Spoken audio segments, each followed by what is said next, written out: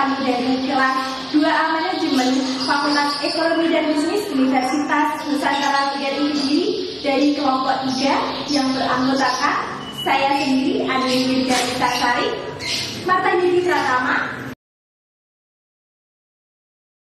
Nilam Sari,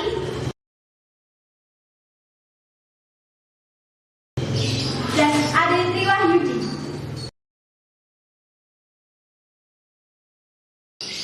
Oke, kali ini untuk memenuhi tugas student camp, kami akan melakukan observasi di salah satu UMKM di Kediri, yaitu UMKM Batik Asta Dadapan Indah yang beralamatkan di Dusun Dadapan, Desa Sumberjo, Kecamatan Ngasem, Kediri. Tanpa berlama-lama, mari kita langsung ke lokasi.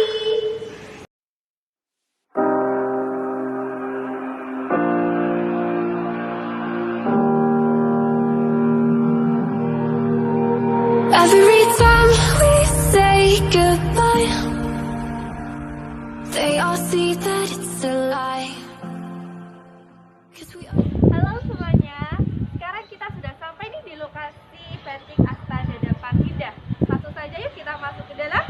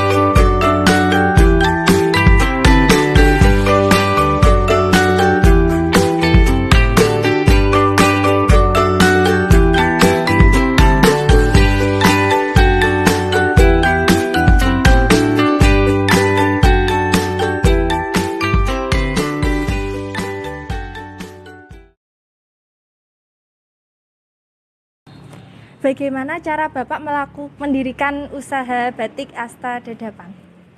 Awalnya itu tahun 2009 sini udah buka batik, saya di generasi 2.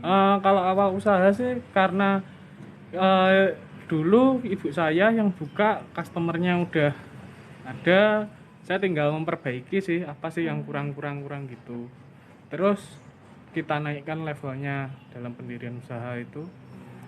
Jadi kalau usaha kan kita nyari apa sih yang kurang gitu, untuk kita yang perbaiki. Itu sih awalnya mendirikan usaha.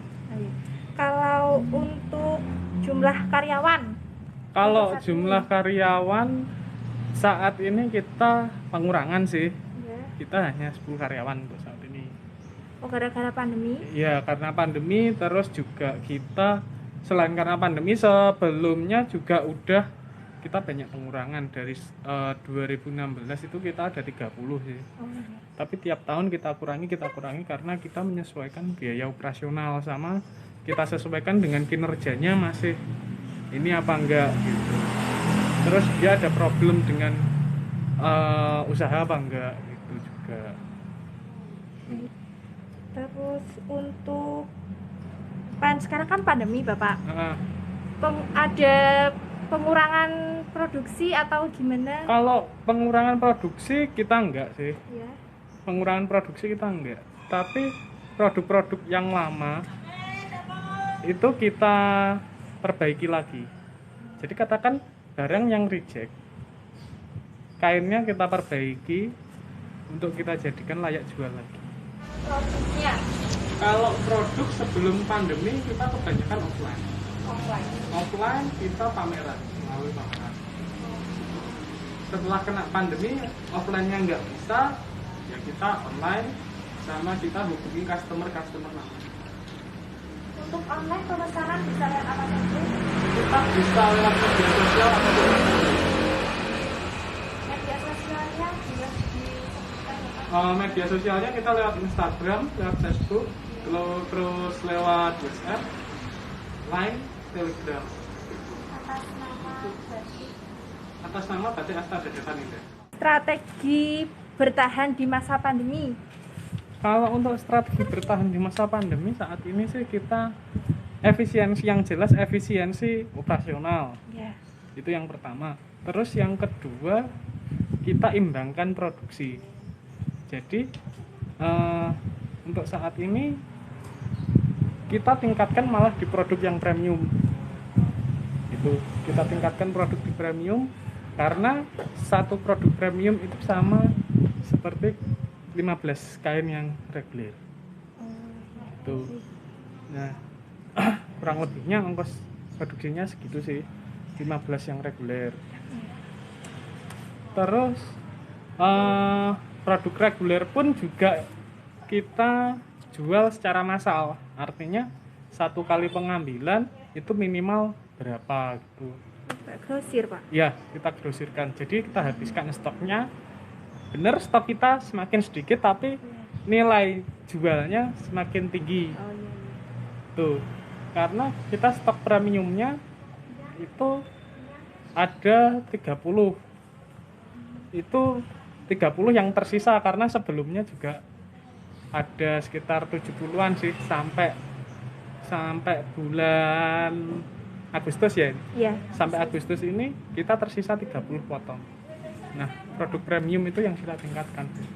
Jadi setiap produksi itu baru terus ya Pak barangnya? Barang baru terus dan kebanyakan pre-order dulu. Oh, pre-order ya. Pre-order karena kalau untuk produk premium itu biasanya minimal 3 bulan.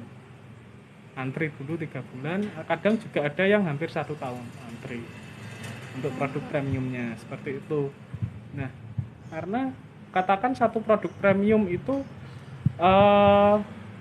harga jualnya 5 juta. Ya.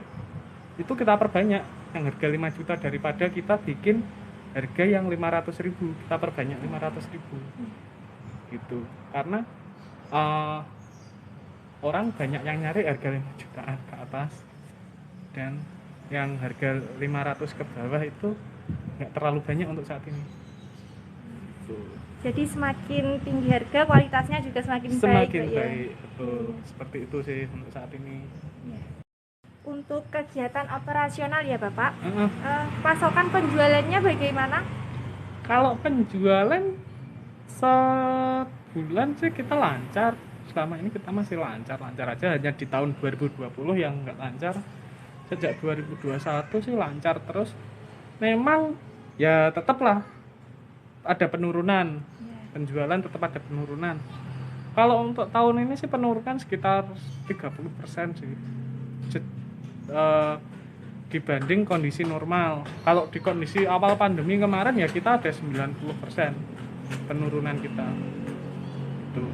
Kalau penjualan kita sebulan sih untuk 2021 ini untuk produk premium kita bisa 30 potong sih satu bulan. 30 potong kain batik. 30 potong kain batik premium, terus yang reguler kita bisa 70-an, minimal 50 lah dalam satu bulan, rata-rata 70 ke 90. Nah, itu belum yang pesanan lain. Untuk yang di bawah harga 100.000 kita kan juga ada, tapi itu untuk yang kelas grosir.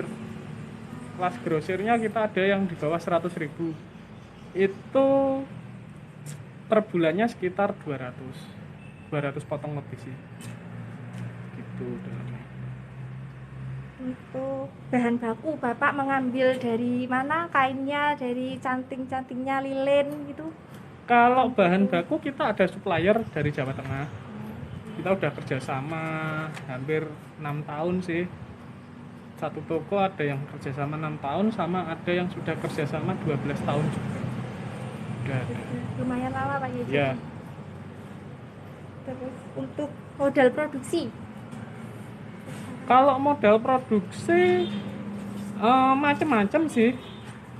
Untuk yang di bawah 100.000 ya paling modal produksinya ya sekitar 60 ribuan sih, 60 sampai 70 ribu kurang lebih segitu. Nanti untuk yang di atasnya ya 2-3 kali lipat dari 60.000. Untuk yang premium ya minimal minimal modal produksinya bisa 1,5 juta sih.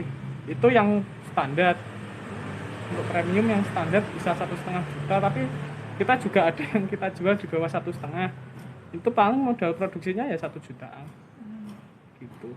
Untuk yang 5 juta ya modalnya ya lumayan, yang jelas sudah di atas 3. Nah, itu tadi video dari kelompok kami. Gimana? Keren bukan? Pastinya dong. Produk lokal, tidak kalah dengan produk brand-brand yang lainnya. Bentar, saya mau pantun dulu nih. Ikan hiu makan tomat. Keselak dong.